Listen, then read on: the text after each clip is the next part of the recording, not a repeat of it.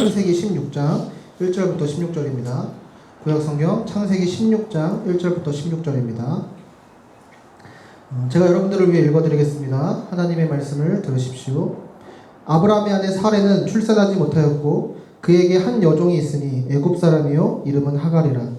사레가 아브라함에게 이르되 여호와께서 내 출산을 허락하지 아니하셨으니 원하건대 내 여종에게 들어가라. 내가 혹 그로 말미암아 자녀를 얻을까 하노라 하매 아브라함이 사레의 말을 들으니라.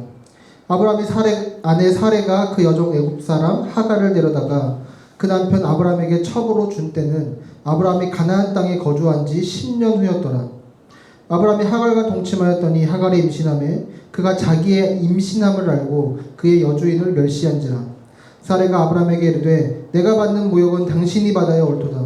내가 나의 여종을 당신의 품에 두었거늘 그가 자기 임신함을 알고 나를 멸시하니 당신과 나 사이에 여호와께서 판단하시기를 원하노라. 아브라함이 사레에게 이르되 당신의 여종은 당신의 수중에 있으니 당신의 눈에 좋을 대로 그에게 행하라 하매 사레가 하갈을 학대하였더니 하갈이 사레 앞에서 도망하였더라. 여호와의 사자가 광야의 샘물 곁 곧 술길 샘 곁에서 그를 만나 이르되 사레의 여종 하갈아 내가 어디서 왔으며 어디로 가느냐. 그에게 이르되 나는 내 여주인 사레를 피하여 도망하나이다. 여호와의 사자가 그에게 이르되 내 여주인에게로 돌아가서 그 수하에 복종하라. 여호와의 사자가 또 그에게 이르되 내가 내 씨를 크게 번성하여 그 수가 많아 셀 수 없게 하리라. 여호와의 사자가 또 그에게 이르되 내가 임신하였은즉 아들을 낳으리니 그 이름을 이스마엘이라 하라. 이는 여호와께서 내 고통을 들으셨음이니라. 그가 사람 중에 들나귀 같이 되리니 그의 손이 모든 사람을 치겠고 모든 사람의 손이 그를 칠지며 그가 모든 형제와 대항해서 살리라 하니라. 하갈이 자기에게 이르신 여호와의 이름을 나를 살피시는 하나님이라 하였으니 이는 내가 어떻게 여기서 나를 살피시는 하나님을 배웠는고 함이라. 이러므로 그 샘을 부엘라헤로이라 불렀으며 그것은 가데스와 베렛 사이에 있더라. 하갈이 아브라함의 아들을 낳음에 아브라함이 하갈이 낳은 그 아들을 이름하여 이스마엘이라 하였더라. 하갈이 아브라함에게 이스마엘을 낳았을 때 아브라함이 86세였더라. 아멘. 우리 이 시간 김주환 목사님 나오셔서 도망이라는 제목으로 하나님의 말씀을 전해주시겠습니다.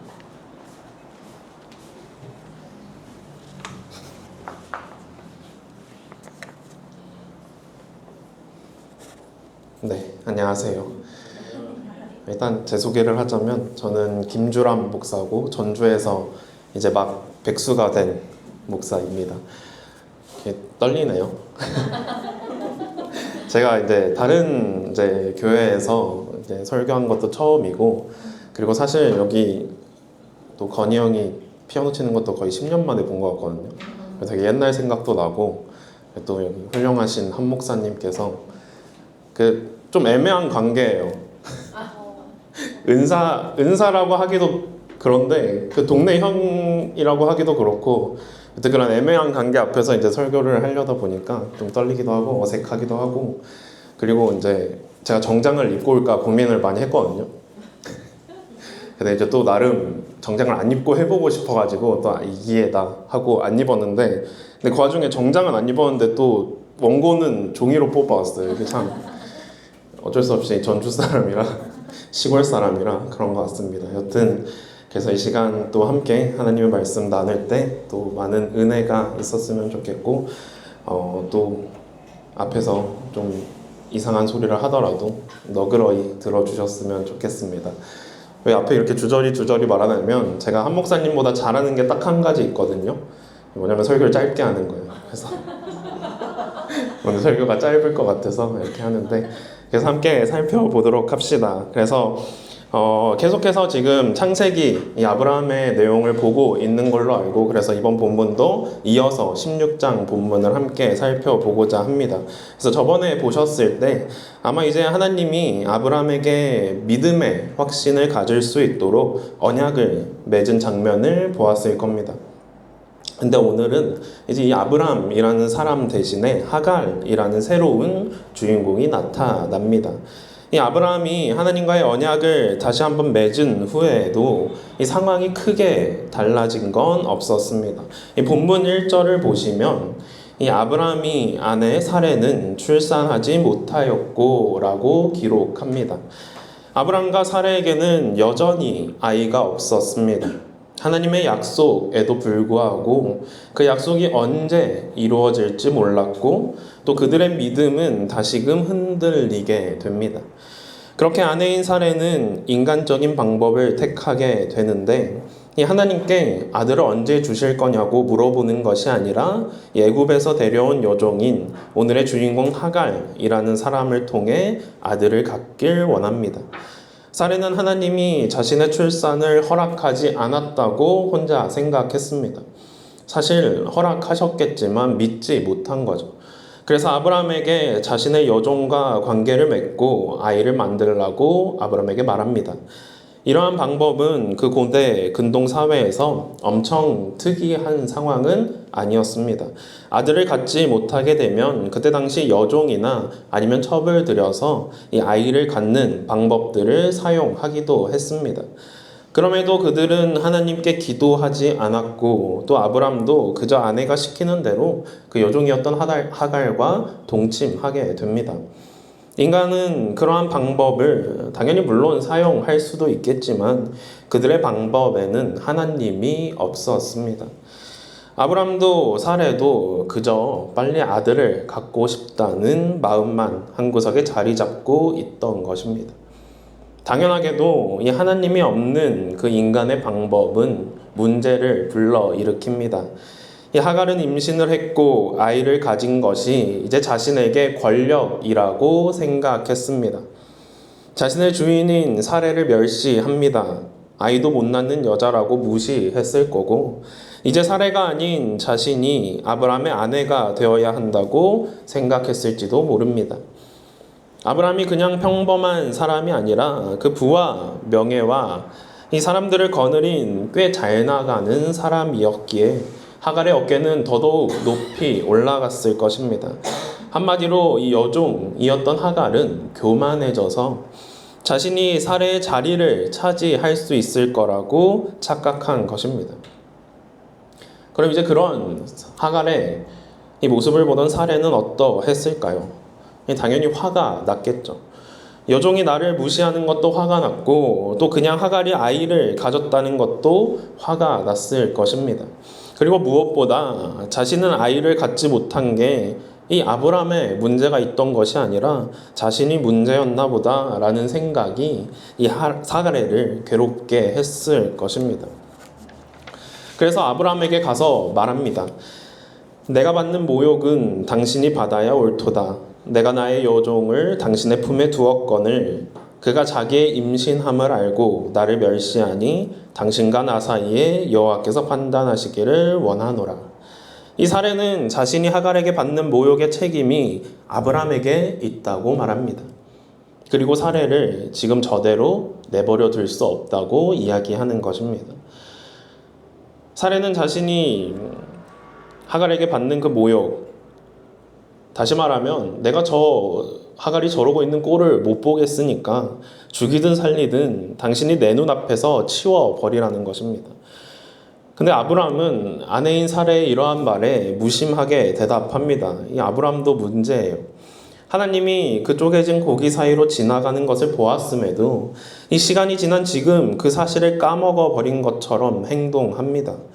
이 아브라함은 하갈을 지켜준 것도 아니었고 사레를 설득한 것도 아니었으며 그 상황을 바로잡을 생각도 하지 않았습니다. 그저 사레에게 당신이 나에게 하갈과 동침하라고 시켰으니 그건 너 책임 아니야? 라고 말합니다. 그리고 당신 마음대로 하라고 합니다. 당신의 종인이 당신 눈에 좋을 대로 당신의 뜻대로 하갈을 처리하라고 이야기합니다. 이 아브라함의 반응을 들은 사레는 어떤 마음이었을까요? 화가 더 났겠죠. 그래서 그 화는 이제 하갈에게 고스란히 전해지게 됩니다. 사레는 하갈을 학대합니다.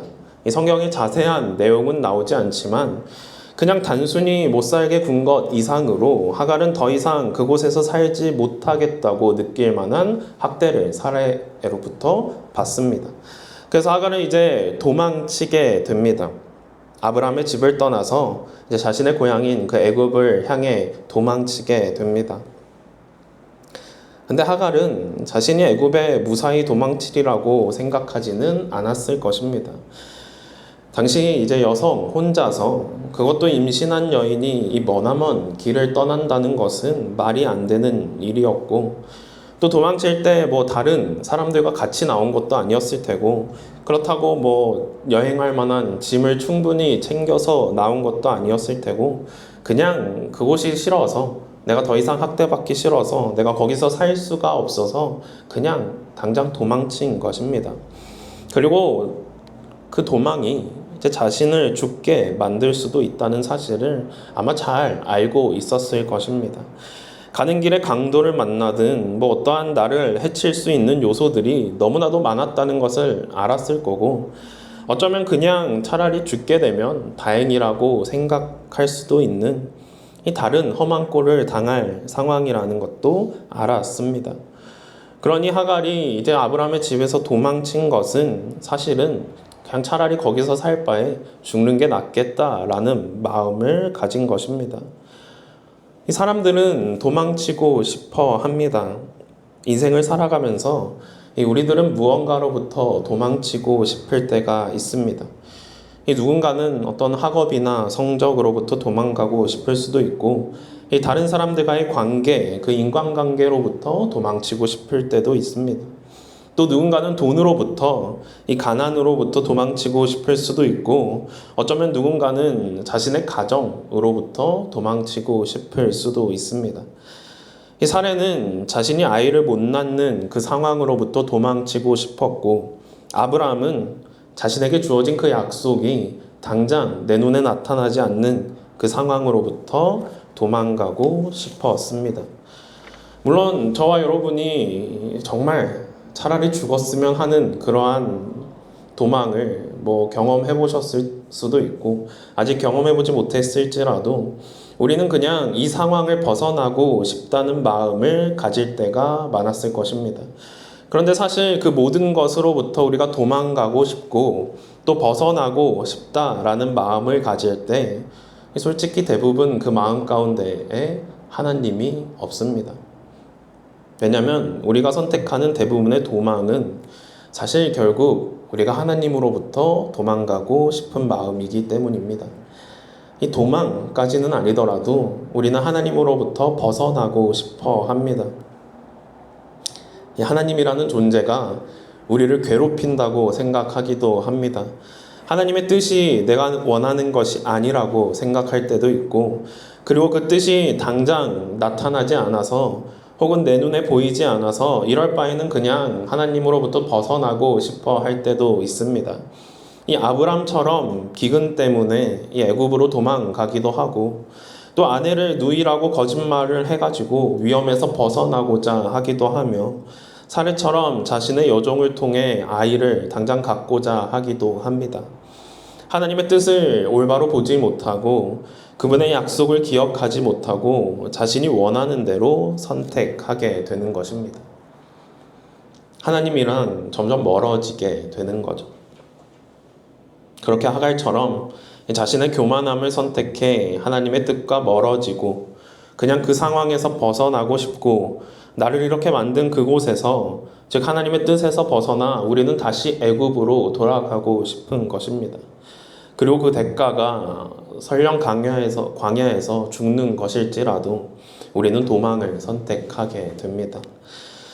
많은 사람들이 하나님으로부터 멀어져 광야에서 살아갑니다. 자신의 애굽을 찾아 도망가려고 합니다. 그리고 안타깝게도 그러한 선택은 결국에는 우리를 죽음으로 몰아넣게 될 것입니다. 도망친 곳엔 낙원이 없다라는 말이 있습니다. 원래는 그 일본 만화인 베르세르크라는 만화에서 나온 대사라고 하는데, 혹시 아시나요? 벌써 이게 다 들키게 생겼네. 근데 저도 아직 보지는 못했는데 저도 이제 백수가 되었으니까 엄청 유명한 만화라고 해서 이제 한번 봐보고 싶은 마음이 있습니다. 그래서 이제 만화도 보고 게임도 하고 놀려고 하는데, 한 목사님이 엄청 부러워하는 것 같더라고요. 제가 백수 된 거를. 그래도 여튼 이제 사람들은 그 만화의 대사에 공감합니다. 이 도망친 곳에는 낙원이 없다고요. 물론 성경에서 똑같이 말하고 있지는 않지만 성경도 이 도망치는 것이 답이라고 말하지는 않습니다. 성경은 이 도망친 것, 이 죄의 삭슨 사망이라고 이야기합니다. 하나님과 멀어지는 것 혹은 도망치는 것을 선택한 그 결과는 죽음일 수밖에 없습니다. 오늘 본문에서 하갈은 그렇게 죽음을 향해 도망가고 있었습니다. 그리고 저와 여러분도 어쩌면 우리는 죽음을 향해 많은 것으로부터 도망치고 있을 수도 있습니다. 하지만 그런 하갈에게 여호와의 사자가 찾아옵니다. 오늘 말씀 7절과 8절을 보면 여호와의 사자가 광야의 샘물 곁 곧 술길 샘 곁에서 그를 만나 이르되 사르의 여종 하갈아 내가 어디서 왔으며 어디로 가느냐 그가 이르되 나는 내 여주인 사레를 피하여 도망하나이다 라고 말씀합니다. 여호와의 사자는 광야에 있는 하갈을 찾아 어디서 왔으며 어디로 가는지 물어봅니다. 그리고 하갈은 그 질문에 사레를 피해 도망왔다고 대답하지만 자기가 어디로 가는지는 대답하지 못합니다. 아마 웬만해선 자기가 애굽으로 가는 것을 분명 알고 있을 테고 그리고 애굽으로 어쨌든 도망가려고 죽으려고는 했지만 그래도 도망가서 살면 좋으니까 목적지를 정하고 애굽으로 향해 갔을 테지만 왜 그 질문에 대답하지 못했을까요? 왜 애굽으로 간다고 여호와의 사자에게 대답하지 못했을까요? 왜냐하면 하갈은 자신이 정말 그 애굽으로 가야 하는 건지 몰랐기 때문입니다. 그리고 하갈은 사실 애굽으로 가서는 안 되기 때문입니다. 그래서 여호와의 사자는 그런 하갈에게 다시 돌아가라고 이야기합니다. 다시 돌아가서 여주인인 그 사라의 수하에 복종하라고 말씀합니다. 이렇게 도망치는 것이 아니라 인내하고 기다려야 한다고 말하는 것입니다. 너가 가서 기다리면 아들을 낳을 것이고 또 그 아들의 이름을 이스마엘이라 지을 것이며 또 그 씨가 크게 번성하게 될 것이라 이 여호와의 사자는 약속합니다. 아브라함에게 약속하신 것처럼 하갈에게도 약속하신 것입니다. 다시 돌아가서 그곳이 너가 있어야 하는 곳이며 그곳에 있으면 내가 그 씨가 크게 번성하게 만들어줄게 라고 약속한 것입니다. 하나님은 도망친 하갈을 그냥 죽게 내버려 두시지 않습니다. 처음에는 교만하고 또 하나님을 찾지도 않던 그 하갈을 사실 이제 그냥 그렇게 애굽으로 어떻게 무사히 잘 도망가던지 아니면 광야에서 굶어 죽던지 해야 할 사람이었던 그 하갈을 하나님은 다시금 돌아가게 만드십니다. 하나님은 사레도 그렇고 아브람도 그렇고 또 오늘 하갈도 마찬가지로 그들이 비록 하나님과 멀어지고 싶어하며 또 벗어나고 싶어 할지라도 계속해서 그들을 찾아가 돌이키십니다. 도대체 왜 그러실까요? 그것이 바로 하나님의 사랑이기 때문입니다. 하갈이 낳은 아들의 이름은 이스마엘이 될 것이고 그 이름의 뜻은 여호와께서 내 고통을 들으셨음이니라 라고 합니다. 하나님께서는 하갈의 고통을 들으셨고 하갈이 왜 도망치는지 그리고 하갈이 왜 그 죽음을 향해 걸어가는지 왜 그분에게서 멀어지려 하는 건지 하나님께서는 다 들으십니다. 그렇게 하갈을 만나주시며 위로하시고 다시 돌아가서 하나님의 뜻대로 살아갈 수 있게 만드십니다. 그리고 이러한 하나님의 사랑은 하갈뿐만 아니라 저와 여러분에게도 동일하게 주어집니다. 이 많은 학자들은 오늘 본문에서 이 하갈을 만난 여호와의 사자가 예수님이라고 이야기합니다. 그리고 그 예수님께서는 2000년이 지나서 도망치고 싶어하는 자들을 다시금 만나시기 위해 이번에는 직접 이 땅에 내려오십니다. 그리고 그들을 위해 십자가에 매달리시고 죽으십니다. 예수님의 죽음이 우리의 죄의 값을 치렀고 이제는 다시 도망치지 않아도 된다고 말씀하십니다.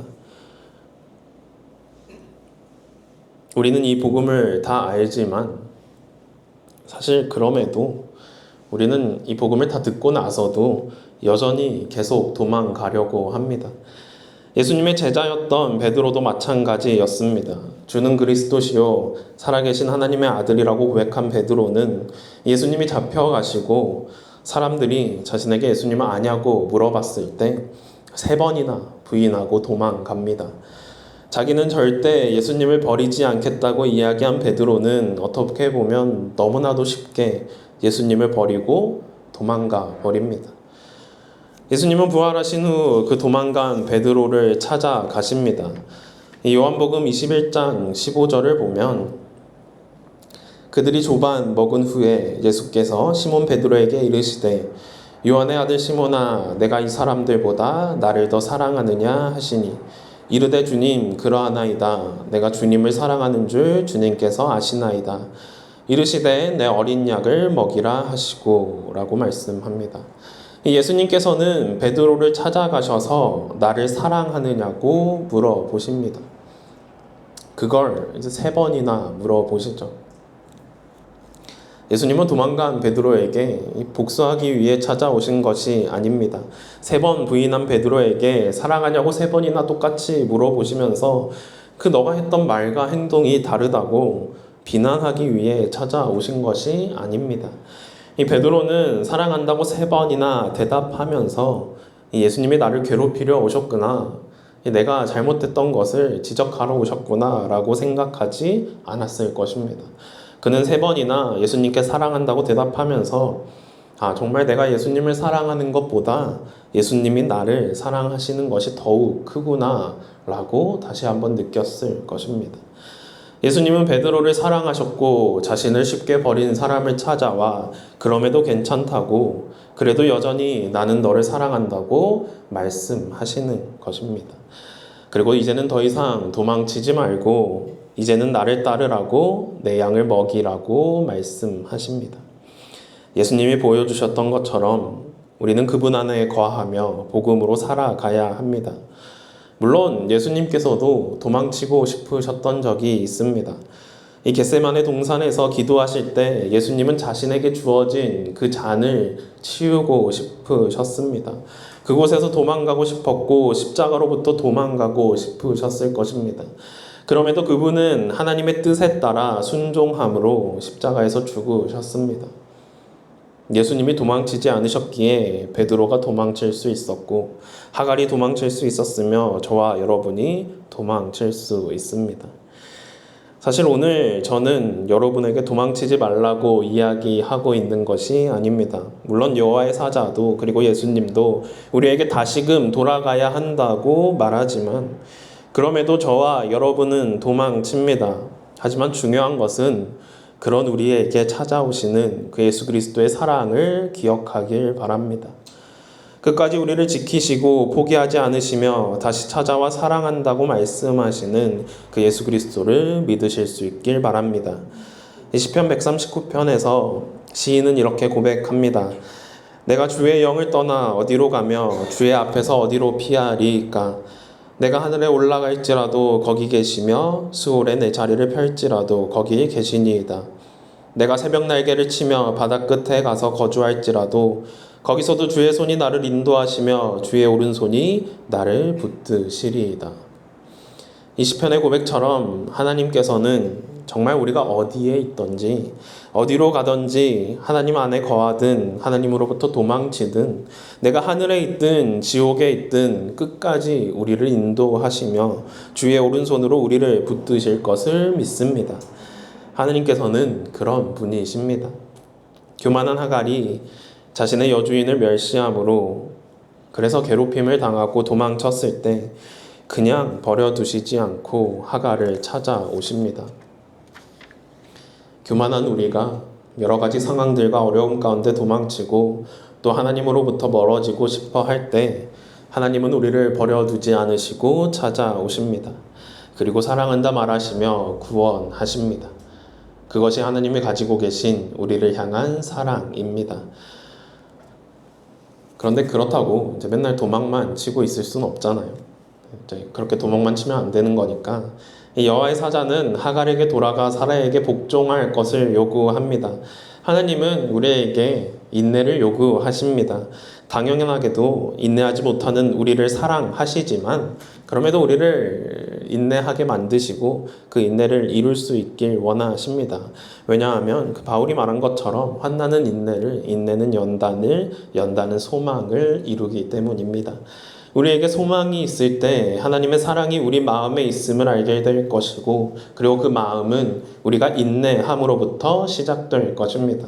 그러니 도망치더라도 하나님께서 우리에게 인내하시라는 그 말씀을 기억할 수 있길 축복합니다. 그러면 이제 우리가 도망치는 것에서 끝나는 것이 아니라 다시 하나님께 돌아가 인내할 수 있게 됩니다. 하나님의 사랑을 아는 사람은 인내하게 됩니다. 그리고 그 인내의 길에는 항상 예수 그리스도께서 함께 하십니다. 그러니 이제 도망치고 싶을 때 도망가세요.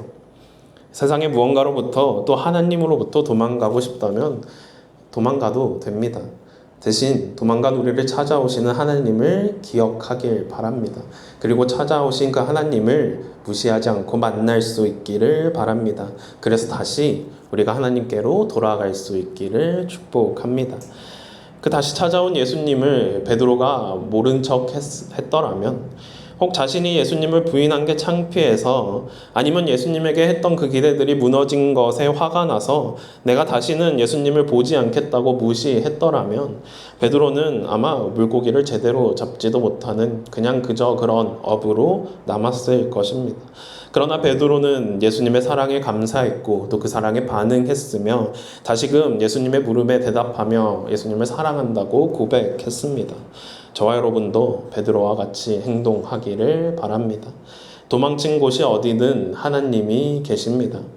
그리고 그 하나님을 무시하지 않길 축복합니다. 하나님의 은혜와 사랑에 반응할 수 있길 바랍니다. 다시금 돌아가 인내하라는 그분의 말씀에 순종할 수 있길 바랍니다.